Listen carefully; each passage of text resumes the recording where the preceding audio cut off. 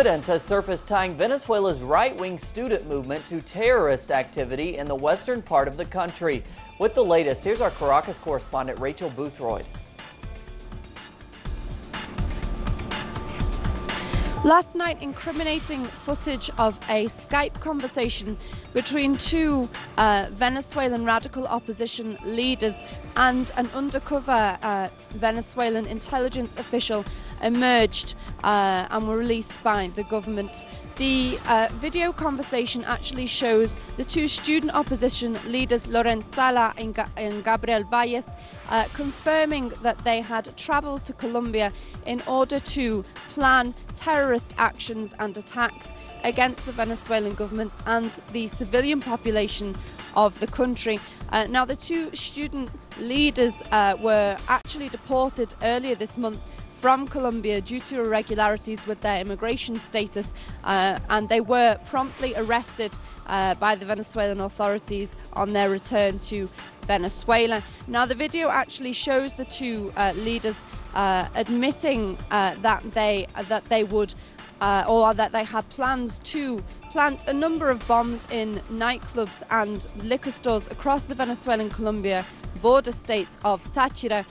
They also admit to having plans to plant a bomb in the regional headquarters of the country's National Electoral Committee.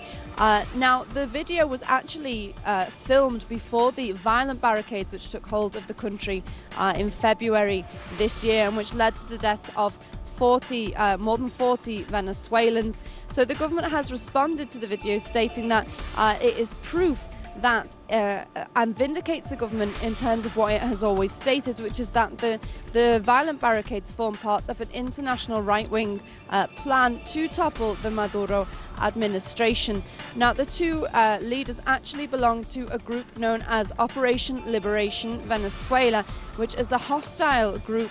Its position to the government is hostile, but it is also registered as a non-governmental organisation in the country. And what is in fact most interesting about the video is what it reveals in terms of the links between the group and Colombia and groups in Colombia. In fact, the two leaders do state on the video that they have contacts to groups, particularly in Bogota, who could supply them with ammunition and firearms. They also state that they had been receiving military training from the Colombian army. Now, it's obviously something else that we have to remember about the case is just how vocally supportive former Colombian President Álvaro Uribe has been of the two student leaders. In fact, he has been particularly critical of the current Colombian administration, the Santos government, for having handed the two Venezuelan opposition leaders over to